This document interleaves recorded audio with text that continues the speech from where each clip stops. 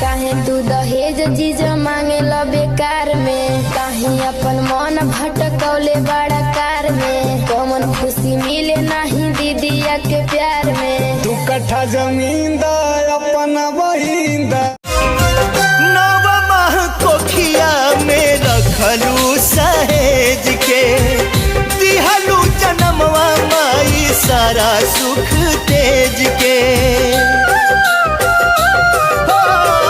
नवमा कोखिया में रखलू सहेज के, दिहलू जन्मवा माई सारा सुख तेज के।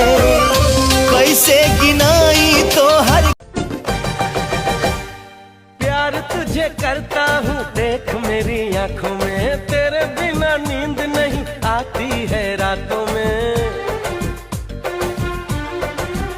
हाय प्यार तुझे करता हूँ देख मेरी आंखों में, तेरे बिना नींद नहीं आती है रातों में। मीठी मीठी प्यारी प्यारी तेरी इन बातों में, आ गई मैं आई पिया ले ले मुझे बाहों में।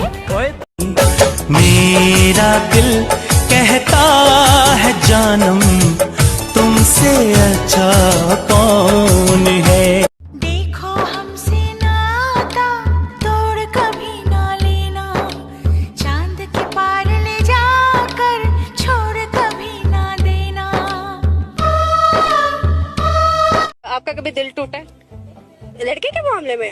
मैं मुंह ना तोड़ दूं, मेरा दिल तोड़े तो। वाह हाँ ना। सुना ए भाभी जान करे लगबू तू दुनिया को। अच्छा बोल बोल बोल दुनिया को, दुनिया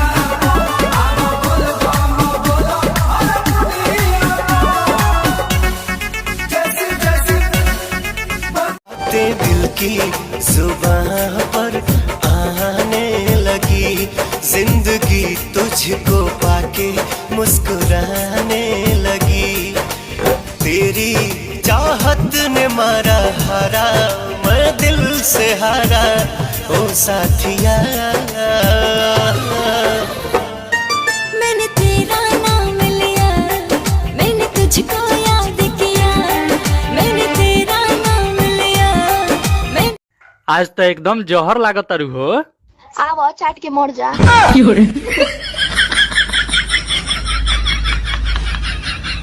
काश ऐसा लड़का मेरी जिंदगी में आए जिसकी मम्मी मुझसे काम ना करवाए। आज सोनिया